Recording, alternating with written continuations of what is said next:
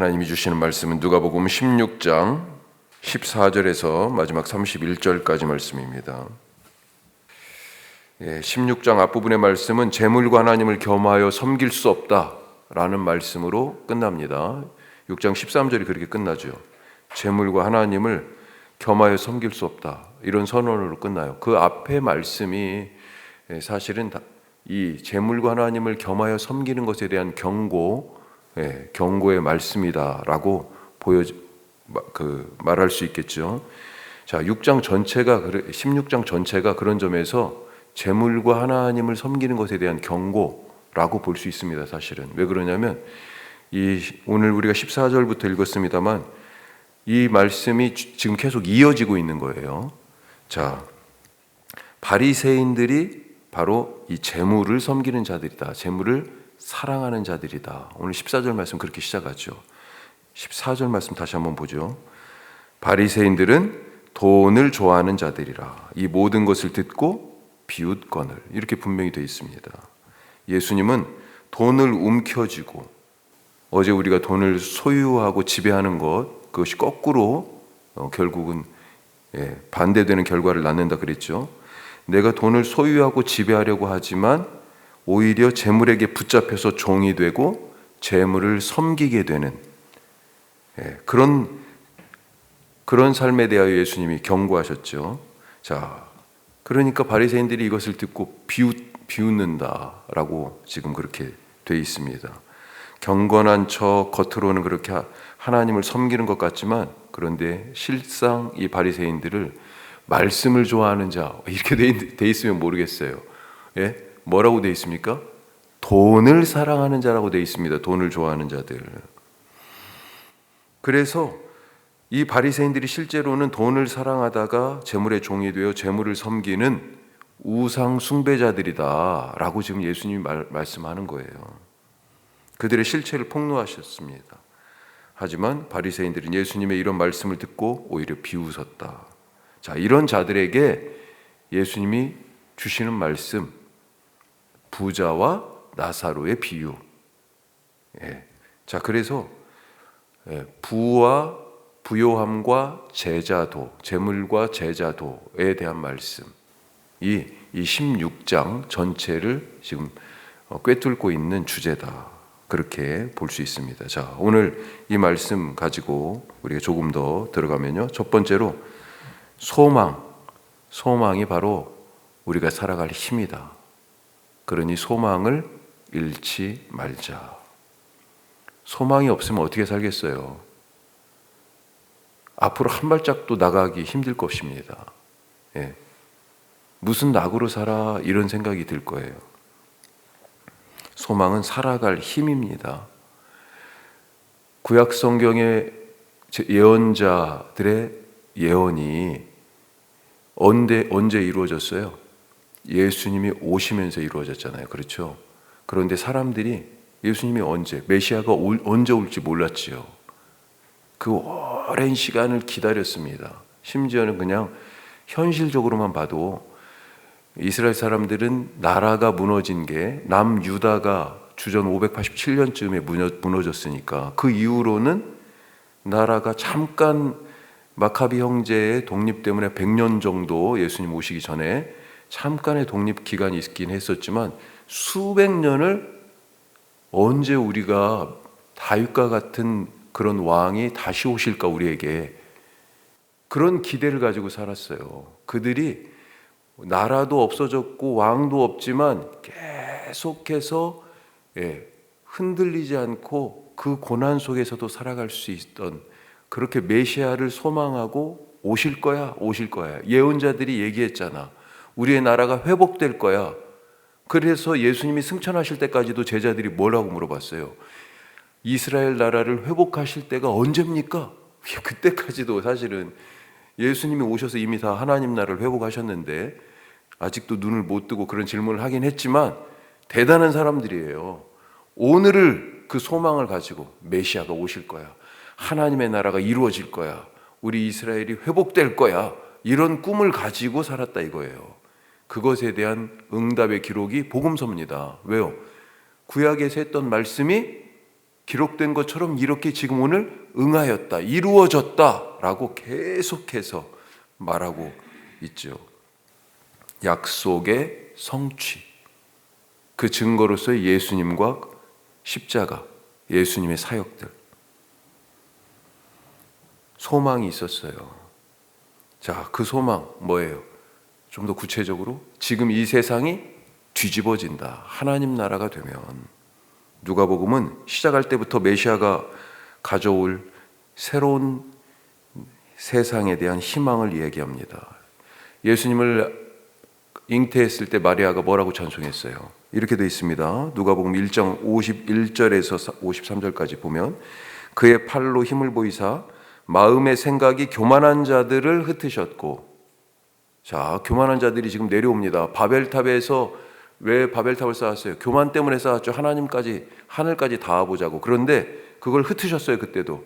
근데 마음의 생각이 교만한 자를 흩으셨고, 권세 있는 자를 그 위에서 내리치셨으며, 반대로 비천한 자들은 높이셨고, 배고픈 줄이는 자들은 좋은 것으로 배불리셨고, 떵떵거리면서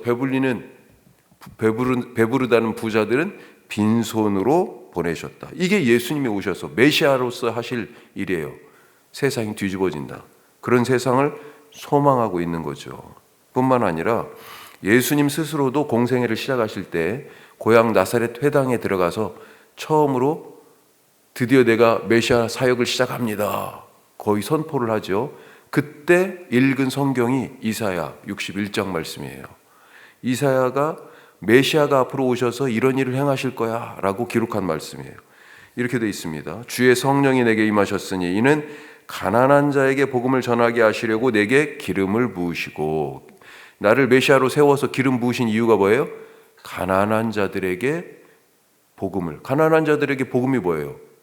그 가난에서, 그 굶주림에서, 그 헐벗음에서 놓이게 된다는 거잖아요. 삶이 바뀐다는 것.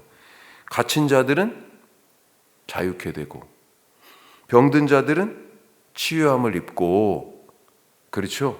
줄인 자들은 배부르게 된다. 자, 그런데 지금 예수님이 지금 딱 보실 때 지금 이 세상은 어때요? 누가 가졌어요? 누가 기득권자입니까? 바리새인들이네요. 사람 앞에서 옳다 하고 사람 중에 높임을 받는 교만한 자들이다. 자, 15절 말씀 그렇게 돼 있잖아요. 바리새인들의 특징을 지금 그렇게 얘기하고 있습니다. 자, 그런데 이 사람들이 정말 그런 높임을 받을 만한 그런 사람이에요? 아니에요. 위선적인 신앙생활을 하는 자들. 그 위선적 신앙생활의 대표적인 예가 18절이에요. 간음을 지금 예수님이 갑자기 간음 문제를 딱 들고 나온 거예요. 너희들이 겉으로는 정결한 척하지만 사실은 얼마나 부정한 짓을 하고 다니는 놈들이야 라고 하는 것을 지금 보여주시는 거죠. 돈만 사랑할 뿐만 아니라 위선적인 신앙생활을 하는 자들이에요. 더군다나 재물을 사랑하기 때문에 뭐예요? 재물과 하나님을 겸하여 섬길 수 없다. 하나님의 자리에 놓고 재물을 지금 섬기고 있다고요. 계속 말씀드리지만 재물을 자기들이 지배하고 있다고 생각하는데 실제는 재물의 종이 되어서 살고 있는, 그래서 하나님이 아닌 다른 것을 섬기는 우상 숭배자들입니다. 그들의 실체를 폭로하는 거죠. 이들이 어떻게 됩니까? 결국 모든 것을 다 잃게 됩니다. 그리고 그것에 대한 경고의 말씀이 부자와 나사로의 비유, 이어지는 말씀이죠. 소망을 잃지 마시기 바랍니다. 오늘 내게 없지만, 오늘 내가 아프지만, 오늘 내게 빈자리가 있지만 하나님께서 그것을 채워주시고 그것을 위로하시고 그것을 새롭게 하시고, 심지어 더 이상 소망이 없다라고, 그게 뭐예요? 죽음이죠, 죽음. 더 이상 소망을 둘 수 없는 그것까지도 다시 살아나게 하시는 분이 하나님이신 것을 믿으시기를 간절히 바랍니다. 자, 두 번째, 지금 고난을 받으라. 지금 고난을 받으라 말씀합니다. 부자는 좋은 옷 그리고 넘치는 음식으로 매일매일 잔치하면서 그렇게 지금 살고 있습니다. 땅에서 누릴 것을 지금 다 누리고 있어요. 여한 없이 쓰면서. 하지만 그의 대문 앞에는 상처 입고 굶주린 채로 버려진 거지 나사로가 있었습니다. 개들도 주인의 상에서 떨어지는 부스러기라도 받아먹으려고, 저도 어릴 때 생각하면 뭐 먹으면 개들이 막 와요. 그러면 하고 던져주면 얼마나 좋아하는지, 또 와가지고 꼬리를 살살살 치면서 뭐라도 하나 얻어먹을까 하고 냄새가 나니까. 예. 개들도 그러잖아요. 주인의 상에서 떨어지는 뭐 하나 떨어질까 하고 바라고 와가지고 침을 질질 흘리고 꼬리 흔들고 달라고 그러고 있는데, 이 나사로에게는 그 상에서 떨어지는 부스러기조차도 사치예요. 지금 그것도 제대로 못 받아 먹고 있는 것 같아요.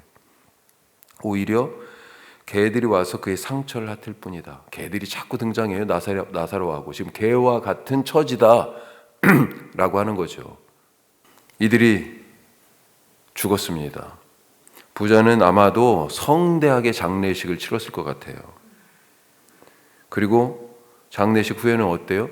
비싼 돈을 주고 아마도 마련했을, 아무도 쓰지 않았을 새 무덤에 놓이지 않았을까. 하지만 나사로는 누구 하나 거들떠보는 사람이 있었을까요?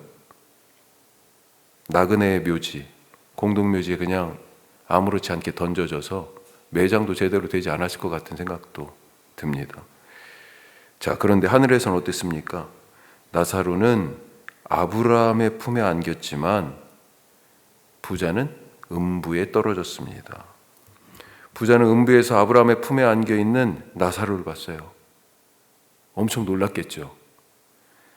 음부의 그 불꽃 가운데에서 심한 갈증을 호소하면서 몇 방울의 물이라도 내 혀에 다 혀를 서늘하게 해주기를, 그래서 나사로의 손끝에 물을 찍어서 그렇게라도 좀 해달라고 간절히 요청을 합니다. 자, 이 이야기를 듣는 지금 이 바리새인들, 앞에 바리새인들이 있어요. 충격적이었을 것입니다. 우선은 아브라함을 지금 아버지라고 나사로도 부르잖아요. 그 부자도. 그리고 아브라함도 아이야라고 이렇게 부르잖아요.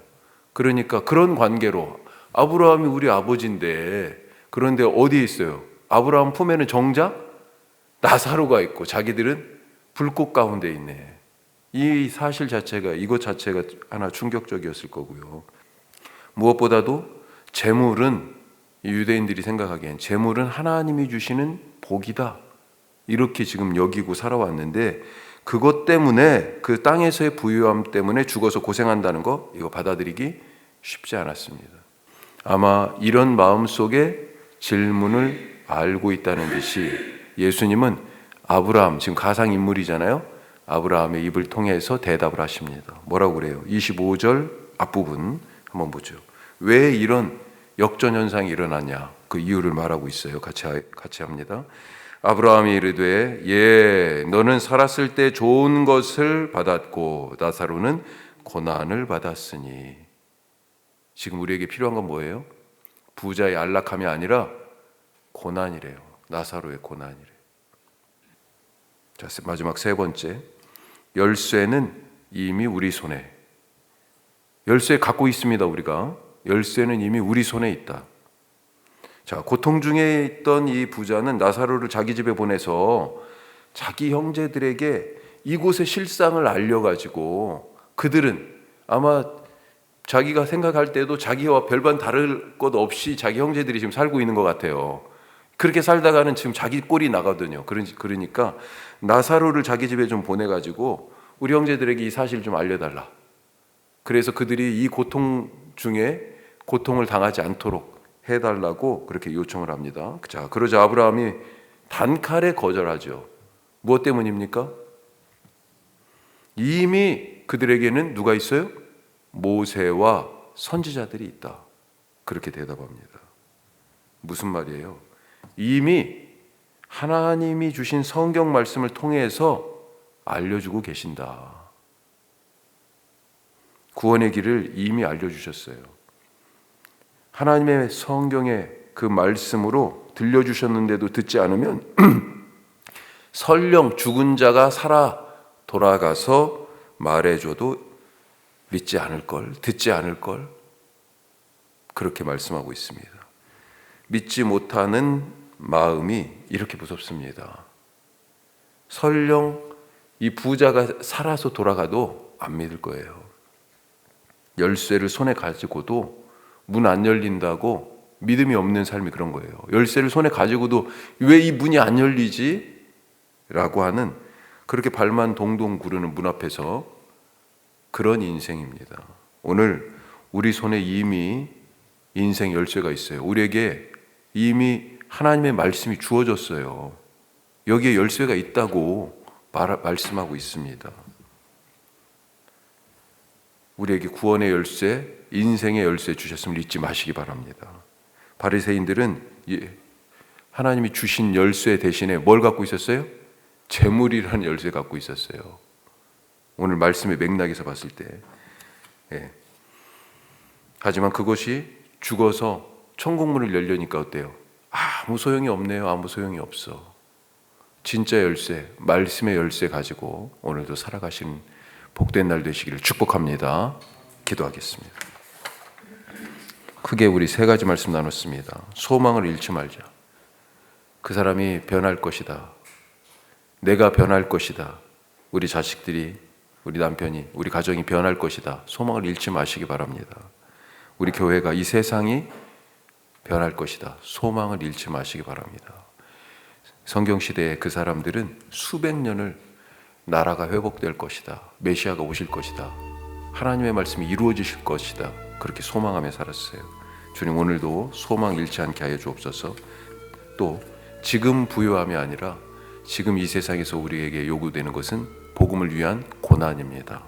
주님, 고난받는 하루 되게 하시고 무엇보다도 하나님의 말씀, 인생의 열쇠, 구원의 길이 우리 손에 이미 주어져 있음을 알게 하옵소서.